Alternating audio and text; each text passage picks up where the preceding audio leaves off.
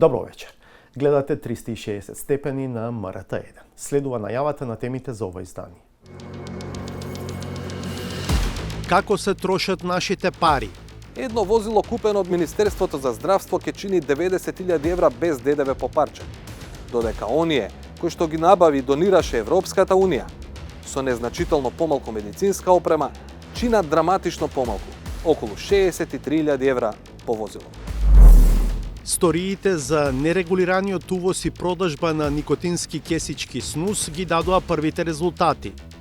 Јас може да кажам, бидејќи ветив на новинарот од 360 степени дека ќе имаме одговор, односно ќе имаме следни чекори, и точно како некој кој што е млад во политиката и во владата, на моја иницијатива направивме информација која што е во владина постапка.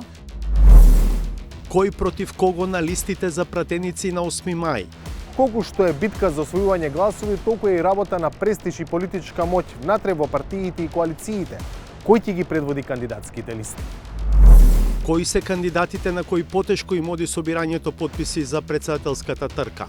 Господин Поповски, дали сте сериозен во намерата да собирате потписи или ова го правите чисто забава? Сериозен сум, 100%. Тоа што најмногу го привлече нашето внимание е делот од видеото во кое се тврди дека најновата градежна јама е ископана над магистрална водоводна цевка.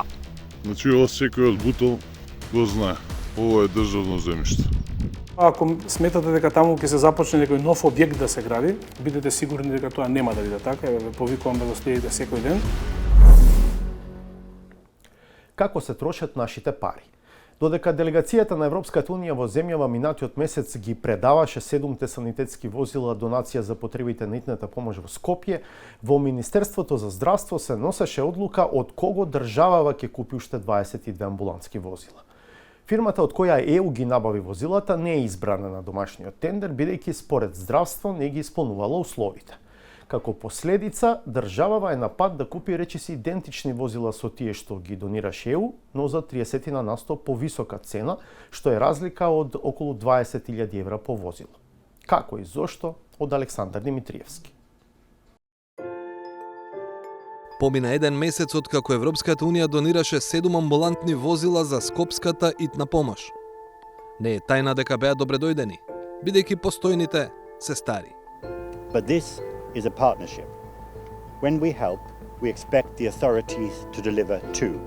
Citizens expect that also. Евроамбасадорот Дейвид Гир, кој во име на ЕУ ги предаде возилата, не случајно одлучи да испрати критика, дека донациите од Брисел во медицинска опрема честопати остануваат неупотребени. Доби ветување дека возилата набрзо ќе се најдат на скопските улици. Во периодот кога ЕУ ги набавуваше 7 возила за донација, тендер имаше и во Министерството за здравство за набавка на други 22 амбулантни возила. Се уште не е објавено дека е потпишан договор, но тие секако ќе бидат платени со пари на македонските даночни обврзници. Ако на тендерот на ЕУ имало 7 пријавени фирми, од кои 6 странски, на тендерот на здравство се пријавиле само 2. И од тие 2, понудата на едната компанија била отфрлена, со што де факто бил направен изборот. Набавката не би била во наш фокус ако целиот случај сите детали од него не стигнеа пред Комисијата за жалби по јавни набавки. Таа ја потврдила одлуката на Министерството, но независно од тоа, тендерот отвора дилеми. Во крајна линија, од решението на Комисијата и од информациите кои што ги собравме дополнително, испаѓа дека фирмата која што била дисквалификувана од тендерот на Министерството за здравство е истата која е избрана за најдобра на тендерот на делегацијата на Европската Унија. Што е последицата? Возило купено од Министерството за здравство ќе чини 90.000 евра без ДДВ по парче, додека оние кои што ги набави и донираше Европската Унија со незначително помалку медицинска опрема чинат драматично помалку, околу 63.000 евра по возило. Но да одиме поред. На 12 декември 2023 година Министерството за здравство распишува оглас за јавна набавка на 22 амбулантни возила со надоградена медицинска опрема. Рокот за поднесување понуди е 5 јануари 2024 година, за кога е закажано и отворањето на понудите. На 6 февруари е објавена одлуката за избор на најповолна понуда, онаа на Автомобиле СК, овластен увозник на возилата Fiat во земјава. На таквата одлука се жали единствената друга фирма која се јавила на тендерот – Euroimpex, овластен увозник на Peugeot во земјава. Клучен момент во жалбата на дисквалификуваната Euroimpex се димензиите на возилата. Во тендерската документација се бара возилото да биде со должина од најмалку 5410 мм, меѓуосовинско растојание од најмалку 3450 мм, ширина од најмалку 2000 мм и висина од најмалку 2530 мм. Автомобиле СК понудиле возило Fiat Ducato со должина 5413 мм, меѓуоскино растојание 3450 мм и висина од 2539 мм. Но од Euroimpex тврдат, возило со такви димензии не постои. Понудениот модел Fiat Ducato, кој има должина од 5413 мм, меѓуоскино растојание од 3450 мм и е презентиран во точка 1,8 од техничката спецификација на понудувачот Automobile SK, има висина од 2522 мм, а не 2539 мм, како што стои во нивната техничка спецификација. Висина од 2539 мм се однесува на моделот со должина од 6363 мм и меѓуоскино растојание од 4035 мм. Ваквото тврдење Euroimpex го темели на два извора. Првенствено, во јавно достапните каталози за возилата Fiat Ducato, навистина, нема верзија која истовремено има должина од 5413 и висина од 2539 мм. А тоа го знаат добро во Euroimpex од едноставна причина што и Fiat Ducato и возилото што тие го понудиле, Peugeot Boxer, се едно исто возило, само со различна значка.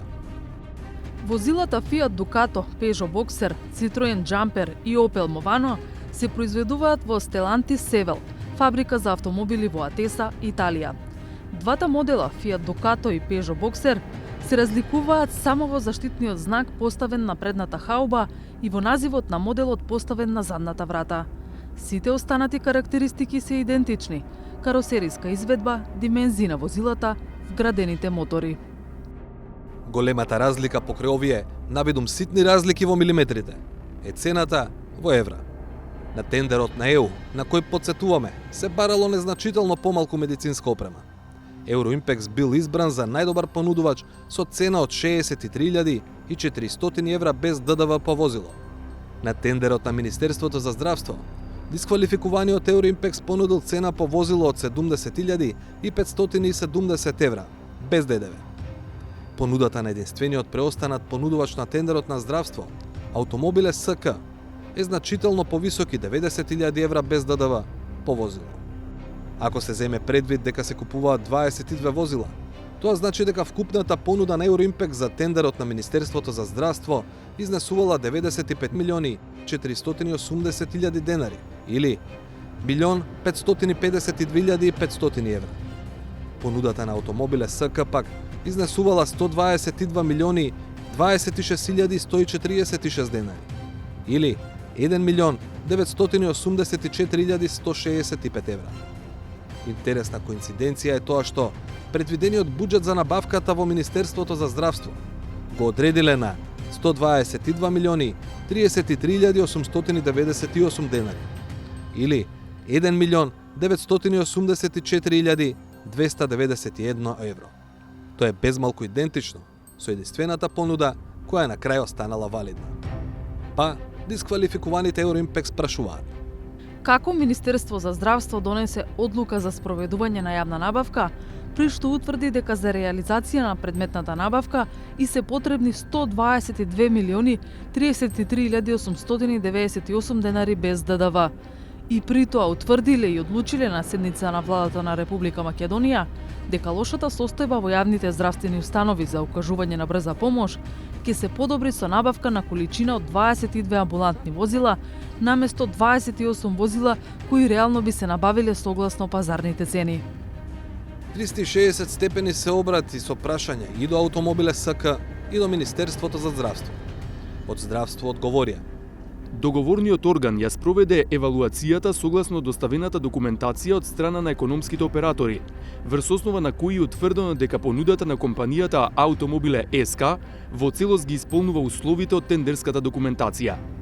Како аргумент дека направиле правилен избор, од здравство подвлекуваат дека набавката поминала и управна контрола, а одлуката издржала и жалбата пред Комисијата за жалби по јавни набавки.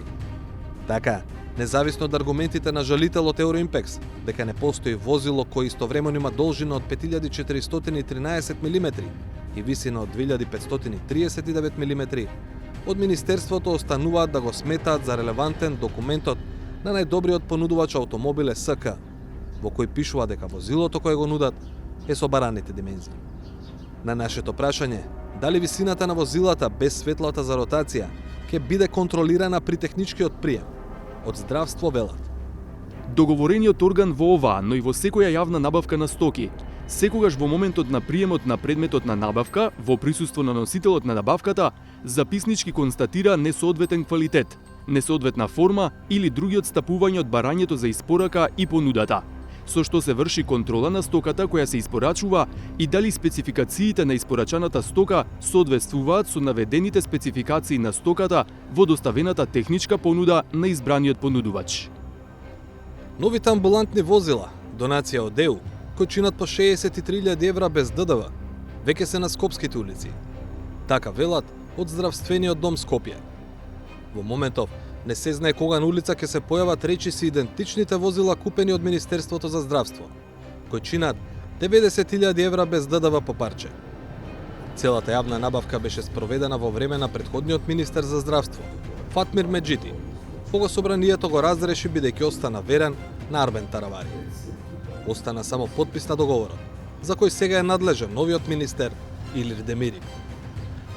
Од Euroimpex најавуваат дека битката ќе ја продолжат пред управниот суд, што сепак не го одложува спроведувањето на набавката. Еве вака се трошат нашите пари. Серијата стори на 360 степени за нерегулираниот увоз и продажба на никотински кесички, популарно познати како снус, како и за нивната лесна достапност за малолетниците, ги даде првите резултати. Министерот за земјоделство Љупчо Николовски, како што вети, иницирал институционална процедура прво да се провери безбедноста на производот, а потоа и евентуално да се регулираат увозот и продажбата. Еве ги нашето инсистирање кај Николовски за институционална реакција од пред 20 на дена и неговата најнова изјава на оваа тема. Дали вие како член на влада, како министер би се заангажирале некако проблемот да се реши конечно? Секако дека како член на влада еве ќе се заинтересирам повторно да видиме кое е можно решение на оваа проблематика, како е во другите европски земји и како треба да го решиме. Да знаете да некој следен настан ќе ве најдам повторно, исто ќе ве прашам. Се надевам ќе имате повеќе информации. Еве ќе го иницираме и тоа не зависи само од мене. Ние најмалку имаме тука придонес заради тоа што не е тематика која што ја регулираат наши закони. Меѓутоа, исто како и вие, исто така и јас и било кој друг, сите заедно треба да се поангажираме и да се најде соодветното решение и да најдеме начин како и тоа кај нас да биде регулирано, зависно од тоа како е регулирано и во останатите европски земји. Колегите од 360 степени имаат правена серија на прилози посветени околу проблематиката со никотинските кесички. Кој всушност ги дозволи, бидејќи тие се лесно достапни, особено кај помладата популација, видовме психолози реагираат на оваа проблематика? Јас може да кажам, бидејќи ветив на новинарот од 360 степени дека ќе имаме одговор, односно ќе имаме следни чекори, и точно како некој кој што е млад во политиката и во владата, на моја иницијатива направивме информација која што е во владина постапка. Со таа информација се задолжуваат Министерството за здравство да ги направи сите анализи за безбедноста и сигурноста на сите овие никотински кесички, и со таа информација се формира работна група на Министерството за здравство, Министерството за земјоделие, царина и останатите институции кои што треба владата да информира дали треба да се промени законот за тутун или дали треба да се и на кој начин да регулира ова прашање. Мојата иницијатива, моето ветување е направено. Оно што може да го кажам дека во мај 2023 година за прв пат Министерството за земјоделие од Министерството за економија е контактирано за ваквиот случај на увоз на никотински кесички, да достави мислење. Ние го доставивме стручното мислење на факултетот и на лабораторијата при Факултетот за земјоделски науки и храна, каде што се вели дека во Законот за тутун овој производ не е опфатен и дека во овој производ нема тутун, туку има други состојки и токму последователно на тоа е оваа иницијатива од наша страна, која што е во владина постапка, обемна информација направена. Верувам дека скоро владата ќе разгледа таа информација, ќе донесе овие заклучоци со кои што Министерството за здравство ќе биде задолжено да направи анализа околу безбедноста на овој производ и ќе се задолжат институциите што е тоа што треба да го направат. Избори. Политичките партии според роковникот што го изработи Државната изборна комисија до 2 април треба да ги достават кандидатските листи за пратеници во пресрет на гласањето на 8 мај. Во ова издание на 360 степени се обидуваме да ви презентираме како би изгледала трката меѓу главните конкуренти преку потенцијалните носители на листи во 6 изборни единици. Податоците што ги пласираме се врз основа на информации добиени од релевантни соговорници во партиите. Владимир Мирчевски. 6 изборни единици кои носат 120 пратеници. Секој од нив дава по 20 распоредени според Донтовата формула, без минимален праг или со природен праг. Колку што е битка за освојување гласови, толку е и работа на престиж и политичка моќ внатре во партиите и коалициите, кој ќе ги предводи кандидатските листи. Во единица која покрива најголем дел од главниот град се очекува судир на лидерите, меѓу кои ќе се бара идниот премиер. Кој опозицијската ВМРО ДПМН носител ќе биде Христијан Мицкоски.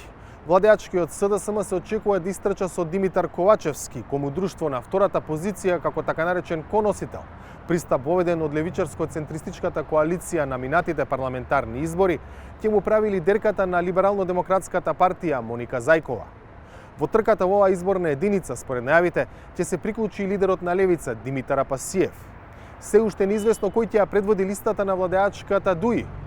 Објаснувањето е дека во текст се разговори дали партијата на Али Ахмети ќе настапи заедно со партиите на Зијадин Села, Мендух Тачи, Скендер Реджепи и Јарјанит Хоџа. Од епилогот на тие преговори ќе зависи и носителот во единицата.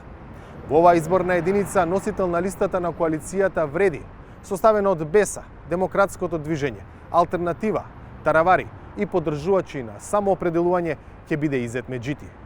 Во единицата се очекува да се кандидира и градоначелничката на Скопје и од неодамна председателка на Нова Алтернатива Даниела Арсовска. Се селиме во шестката која територијално го покрива Полошкиот Тетовско-гостиварски регион, традиционално најголемо упориште на партиите на албанците. И тука ќе сведочиме на лидерски дуел. Очекувано, кај ДУИ нема изненадување. Предводник на листата ќе биде Али Ахмети. Тој ќе се соочи со председателот на БЕСА и актуелен градоначелник на Тетово Билал Касами, кој ќе биде носител на листата на коалицијата Вреди.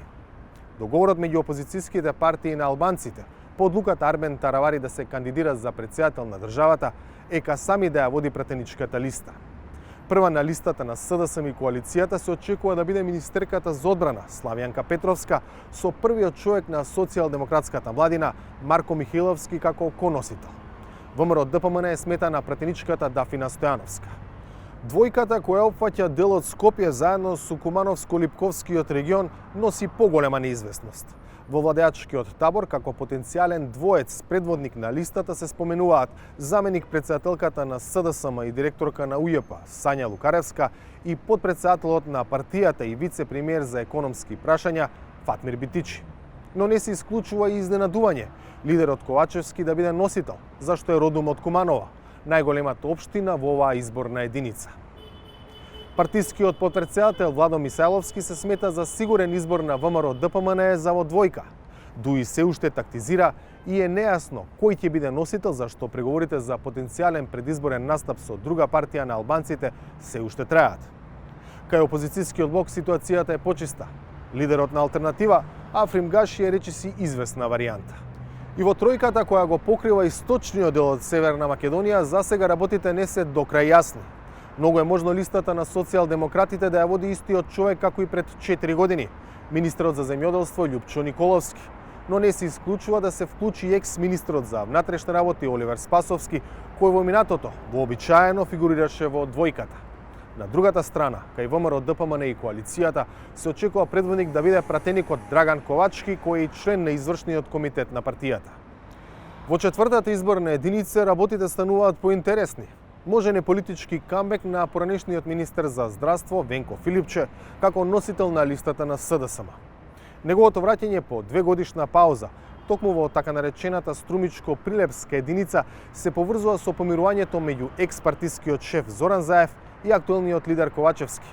Филипче важи за човек од доверба на Заев со кого го врзува и лично пријателство. Често може да се видат заедно, делат и хоби, возење мотоцикли. Кај ВМРО ДПМН нема изненадување. Прв на листата се очекува да се најде Александар Николовски, долгогодишен пратеник и еден од четворицата партиски подпредседатели. И петката, Битолско-Охридско-Кичевската изборна единица спаѓа во редот неизвестни од аспект на тоа кои ќе бидат носители. Кај социјалдемократите неколку имиња се во игра, како актуелниот председател на Собранието Јован Митревски, кој доаѓа од Струга. Потоа актуелната министерка за култура Бисера Костадиновска-Стојчевска, родена во Битола. А не се исклучува и варијантата листата да ја предводи генералниот секретар на СДСМ Миле Зечовиќ Вардарски. Слична е ситуацијата и кај опозицијската ВМРО ДПМН. Информациите се дека можни решенија се генералниот секретар Ѓорѓе Сајковски, но и градоначалниците на Битола и на Охрид, Тони Коњановски и Кирил Пецаков. Но можно е изненадување носител да биде доскорешниот председател на МАНУ, Љупчо Коцарев, познат по острите, а некогаш и радикални настапи за Охридскиот, Преспанскиот и договорот со Бугарија. Рокот за внатрепартиски анализи и пазарења истекува на 2 април на полноќ, до кога кандидатските листи треба да се поднесат до Државната изборна комисија. Останува уште утрешниот ден до истекот на рокот предвиден за собирање потписи за кандидирање на изборите за председател на Република Северна Македонија. Јавноста генерално ги знае оние што успеа да соберат 10.000 потписи. Нашата Славица Филиповска-Иванова ги побара оние на кои им оди потешко со собирањето потписи, за да ги праша зошто се кандидирале и што би смениле во државава. Уште на влезната порта во општината или само прогласената Република Вевчани, ве пречекуваат и официјалното државно и знамења со 16 кракото сонце. Вевчани, освен по карневалот, изминатиот период е популарно и пожителот кој собира потписи за да влезе во председателската трка, господин Поповски. Низ погорните сокаци во селото, пристигнавме до неговиот дом, каде што не пречека лично тој. Добар ден. Добар ден, повелете. Како сте, господине? Добри сме. Славица сум јас. Славица ја господин. Повелете одавде.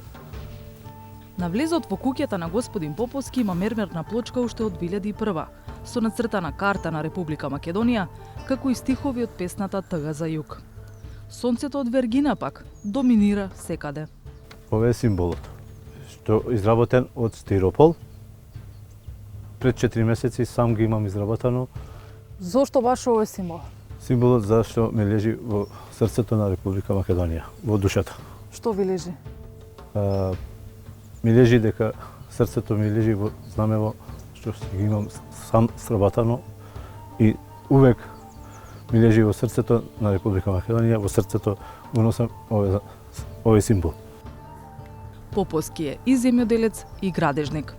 Знаме со 16 кракото сонце има и во дворот, но и на лозјето спроти куќата. Господин Поповски, дали сте сериозен во намерата да собирате потписи или ова го правите чисто забава? Сериозен сум, 100%. Па зошто толку слабо ви оди, како да не се ангажирате многу на терен? Сега одиме на терен, нормално, немаш и средства толку. Средствата се не може со како другиве. Ева како што собираат, како Бујан Османи ги собра одма. Значи си има тој со време. Си плаќа луѓе све. Бевте свесни дека вака ќе оди? Ја не се надев и околу што, ама пак успешен су. Има се уште време. 8 март е прилично тука. Тога може да одлучи и 8 март, денот на жените, тие да прославуваат победата. Од нас очекуваме од жените цела Македонија поддршка за независниот кандидат Работничка партија господин Поповски. Ни ги кажа и своите главни политички заложби. Ако соберам 10.000, ќе се залагам за името на Република Македонија да ја вратиме и напред после да води рамковниот договор да го скратиме преспа, да ги укинеме и третото прашање за зголемување на платите на работниците.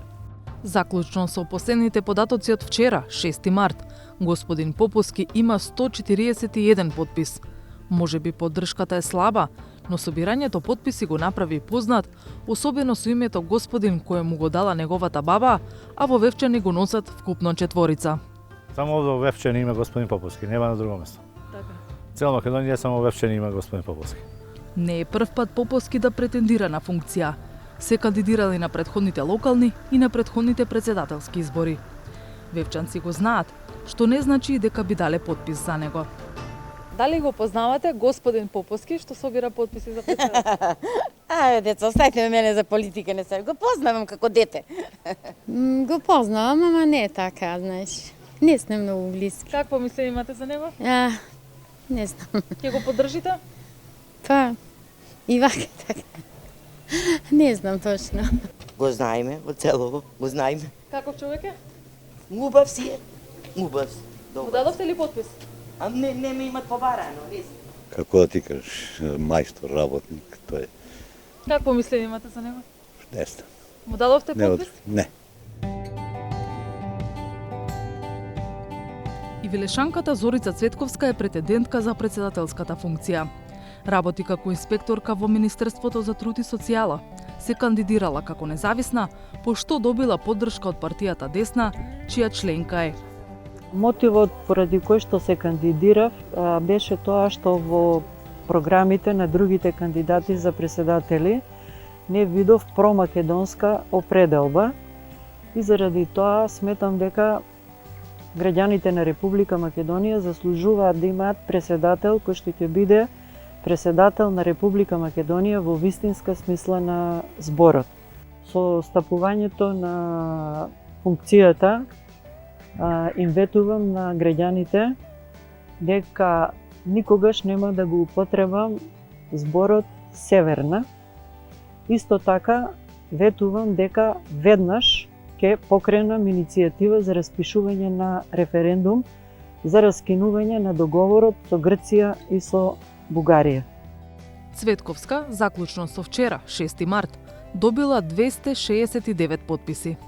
Јас не се сомневам дека ќе ги соберам кандидатите, мислам подписите за кандидат за председател и гарантирам дека со моето стапување на функцијата на председател никогаш нема да дозволам да некој направи однадвор притисок на државата Република Македонија и секогаш ќе се трудам да ги заштитувам интересите на македонскиот народ и на сите други етнички и национални заедници кои што живеат во Република Македонија и работат тука и на македонците во околните држави и во целиот свет.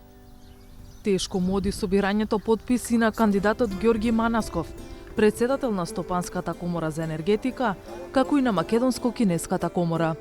Според последните податоци објавени вчера, 6 март, неговата кандидатура е поддржана со 483 подписи. Јас со мене се одреден број на здруженија и партии, помали партии нормално, затоа и бројот е и многу собирањето оди тешко. Така, оние што се партии, многу лесно може да ги соберат подписите, поради тоа што после нив стои машинерија. Јас сум поединец, немам ни партиска книшка, се борам за доброто на граѓаните и на компаниите и државата. Колку се собере, собере. Во секој случај, бројот е небитен, голема благодарност и им посакувам доколку излезат до последен ден да ги дозоберам, ќе им бидам благодарен и ќе направам се што може најдобро за државата и за граѓаните во Република Македонија. Манасков би се залагал и за поништување на Преспанскиот договор. Во однос на надворешната политика, смета дека државата треба да се ориентира кон Кина. Тоа е БРИКС. Кинезите го изградиме свилен патот на свилата или Вардар Пловен, тоа е до Дунав, Морава и значи Вардар, Морава, Дунав, поврзување со бродови, Кина да влезе да изградиме тука логистички центри, да стане економско јако подрачје државата, а веќе тоа ми е се спремно и можеме веднаш да отпочнеме да Македонија види сигурно нешто што може да функционира и да оди напред. Претендентот за председателски кандидат Томе Николовски со денови стои на листата на Државната изборна комисија со 0 потписи. Тој не сакаше да даде изјава во камера, но уште претходната недела посочи дека се откажал од трката. На неговата Facebook страница објави своерачно напишано писмо со архивско бројче од Државната изборна комисија, со кое на 26 февруари го известил председателот на ДИК Александар Даштевски, оти го бојкотира собирањето потписи. Како еден од можните кандидати за председател на државата, поднесов и барање да ги отворите сите општини како можност на граѓаните да го стават својот потпис, како бариера од 10.000 потписи, за да се учествува на предстојните председателски избори. Тоа не го направив случајно. Оти знам дека како независен кандидат, без поддршка од партиски војници, тоа е невозможна мисија. Уште двајца нови кандидати влегува во трката за потписи пред самиот финиш. Известни Гоце Ристов и Драган Николовски со 4 и со 2 потписа заклучно со вчерашниот ден. Собирањето потписи за кандидатура на престојните председателски избори трае до утре, 8 март, до полноќ. Оние што ќе ги соберат потребните 10.000 потписи, официјално влегуваат во председателската трка. Првиот круг е на 24 април, а вториот на 8 мај.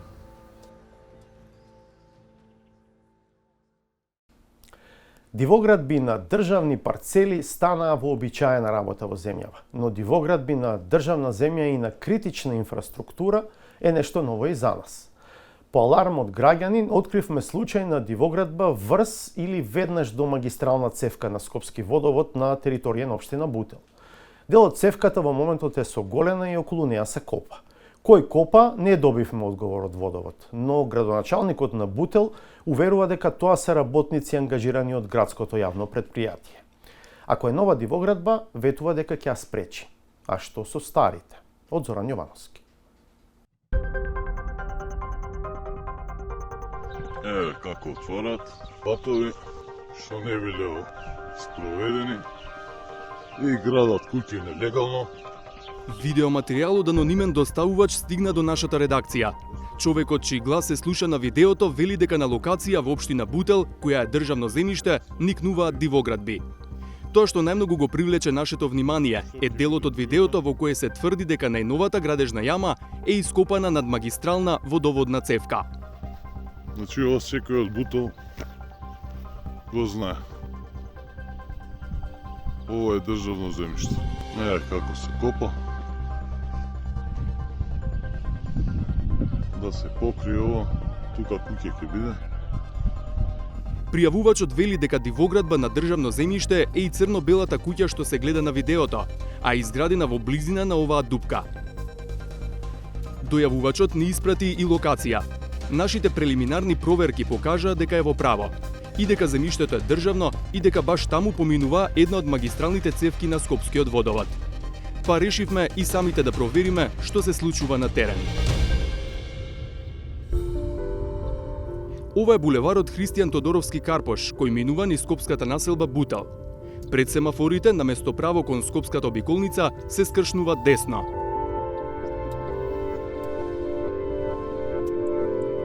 Рокомија е третата улица лево. Таму каде што завршува асфалтот, почнува тампонираниот пат што го видовме на видеото од почетокот на сторијата. На 50 на метри е ископаната дупка. Во моментот кога пристигнавме, во јамата имаше 3 лица, а одстрана арматура. Еве е и црно-белата куќа чија изградба се чини дека е завршена. На снимките што ги направивме со дрон, попрегледно се распознава околината. Местото е веднаш над сервисна уличка што води во железара и железничката пруга. Од тишја перспектива се гледа откопаната водоводна цевка за која дознавме дека е клучна за скопскиот водоснабдителен систем. Веднаш до неја е веќе завршената куќа која во дворот има нешто што наликува на базен. До неја пристапивме по земјен пат од спротивната страна. Околината на куќата е оградена. Забележливо беше присуство на работници кои беа прилично зафатени. Според онлайн системот на Агенцијата за катастар и позицијата на терен, куќата и раскопаната цевка се на парцели сопственост на Република Северна Македонија. Таму каде што сега се наоѓа веќе изградената куќа, До ноември 2015 година било неизградено земјиште. Тој месец почнал да се гради објект, кој според сателитските снимки на Google добил покрив за месец-два од почетокот на градбата. Во катастарот за тоа место денеска пишува дека има самостојна стамбена куќа со двор од 62 квадратни метри, која гласи на физичко лице, иако земјиштето под неа и натаму е на Република Македонија. Во ноември 2017 година видливо е расчистување на земјиштето во близина на објектот, на кое веќе на следната сателитска снимка во јуни 2018 година има базен. Помеѓу март 2021 и ноември 2021 објектот расте. Се гради нов со поголем габарит и висина, а во јуни 2022 година до него почнува да се гради уште еден објект, кој во меѓувреме е завршен. Но катастарот и натаму препознава објект од само 62 метри квадратни на една од локациите, што сугерира дека двете новоградби се дивоградби. За случајот се обративме до општина Бутел. Оттаму потврдија дека на локацијата поминува магистрална водоводна цевка, но велат дека најновите градежни зафати не се затемели за нов објект. По однос на дупката која што ја споменавте, по таа информација што имам јас во моментов е дека пред неколку дена, пред 10 дена можеби, водовод мереле, извршувале нешто, па и затоа е направена одредена јама. А по однос на тоа, ако сметате дека таму ќе се започне некој нов објект да се гради, бидете сигурни дека тоа нема да биде така, ве повикувам да го следите секој ден. Доколку почне да се гради, веднаш ќе настапат инспекцијските служби, објектот ќе биде отстранет без разлика во која фаза ќе биде и секако ќе биде поднесена соодветна кривична пријава, доколку се најде сторителот. Но градоначалникот Дарко Костовски додава дека нивниот увид на терен покажал дека другите објекти кои се веќе изградени се дивоградби. Би требало кога се градел овој објект, бидејќи овој објект најверојатно е над таа цевка која што е една од клучните цевки, сега јас не сум стручен во тој дел, но една од клучните цевки за водоснабдување на градот Скопје. Веројатно и оваа градба за која што зборуваме е врз таква цевка, но во тој период покрај општината што мижела, веројатно мижело и водовод и сите и градот Скопје, бидејќи требало и тие со инспекцијските служби да бидат побудни да видат на какво место се гради еден ваков објект. Градоначалникот вели дека кога стапил на функцијата на крајот на 2021 година, направил анализа со која констатирано дека во Бутел има околу 150 дивоградби. Јас имав две опции. Или да започна веднаш да постапка да се буткаат 150 дивоградби, кои што мислам дека би било повеќе политичко прашање од се останато, заради тоа што мислам дека самиот тој чин ќе предизвика големи немири во државава. Второ, ми беше опција практично да одлучам, откако што сум јас градоначалник на општина Бутел, откако што јас ја администрирам оваа општина, да нема дивоградба. И мислам дека многу успешно го работиме тоа. Така да, за време на мојот мандат до сега се отстранија 4 дивоградби, се срушени 4 дивоградби и над 50 се спречени во самиот старт да бидат изградени. И тврдам дека до крајот на мандат тој принцип ќе го почитувам. Општина Бутел, како и многу други, се соочува со недостиг на инспекцијски кадар. Затоа го поземуваат градежниот инспектор на општина Штип.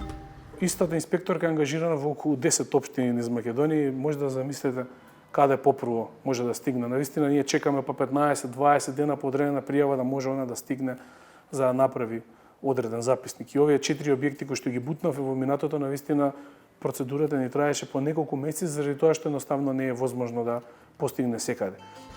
Градоначалникот Костовски и конкретната градба ја сместува во тие 150 дивоизградени објекти во Бутел, за кои засега нема решение за рушење, но вели ако се руши, тоа не смее да биде селективно. Да се има куќа со базен, веројатно е сон на многумина, а во Македонија очигледно има начини тој да се реализира со заобиколување на законот, без никакви последици.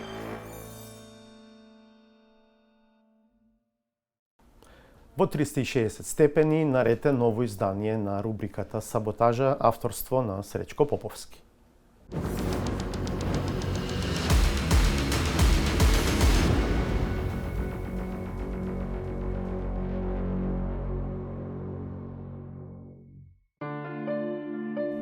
Притисокот кој видливо беше создаден за што побрзо прибирање на непотребните потписи рефлектира со моментално слепило причинот на парафирање. Освестувањето предизвикува сериозна доза на анксиозност. Што треба да кажам? Не може да биде председателски избори за Пендаровски. Па добро, веќе готова, сега што Не, правиш? тоа не, ништо не доаѓа у обзир. Што? Напишано кај Силјановска се го А што некои не гледаат саглам поради политика, ама нејасно е како тие на кои што тоа име работа можат да спијат на уши. Хипократ сигурно се превртува во гробот, гледајќи што се случува со неговиот етички кодекс. Пред неколку недели нашите оператори добија повик при што лице со тивок глас, тешко разбирлив, кажа дека е паднато на земја и 2 часа повикува помош и никој не доаѓа. Нашите оператори го прашуваат: "А каде сте вие?" "Во болницата во Велес." Белите мантели уште еднаш и подклекнаа на хуманоста, како што црните кошули потпаѓаат под влијание на модата. Децата на транзицијата се незадоволни од елитизмот, кој длабоко продира и го нагризува пролетаријатот. Почна да се упикуваат луѓе, брат, со 3000 евра гардероба и 5000 евра саат, брат. Дојде директива од Мери Георгиевска, сите вака да сте биле облечени така. Тоа беше смешно. Смешки живи, брат. И само ја бев у овие панталони од JNA имам 77 од Тетекс едно такво. И сега промената е тука, ме разбираш, сега беа мирисаше на некој парфеми скупи што ја не се разбирам, а прв пат ги мирисам, ме разбираш, не ми е тоа левица. Разочарани како левичарите, ама не само поради непријатната арома се и крајно десничарите. Неуспехот да го истуркаат македонскиот Несторовиќ не предизвикува револт, туку толку депримирачки влие, што не го гледаат излезот од состојбата во која се нашле. Значи, македонскиот народ, македонците, ние небањатите, најпросто бе, небањатите македонци, ние немаме кандидат. Старите скопјани од Куманово не се соочуваат со таква мака. Немаат проблем со документите, ама имаат со изборот, па изгледа решиле да им го препуштат на други. Јас пред 2 години сменив лична карта. Навистина, си уште биша Кумановец? Да. Аха. И секогаш идев таму во Куманово да вадам документи, да гласам. Да. Оваа година прв пат Ке гласам во Скопје. нема да гласам во Скопје. И на крајот, кога улогата на бивш не баш јак политичар, ама транзицијски силен бизнисмен и современ филантроп, обезбедува неприкосновена комоција при јавни настапи. Јовара, оваа прашање е многу осетливо и мора малку вода се напијам, затоа што е емотивно се врзувам. Вие не може да ми кажете на што прво, на второ да одговорам. Јас ќе си одговорам на кое прашање сакам. Која е замислата на интервјуата ако тие служат само за фалење на гостите?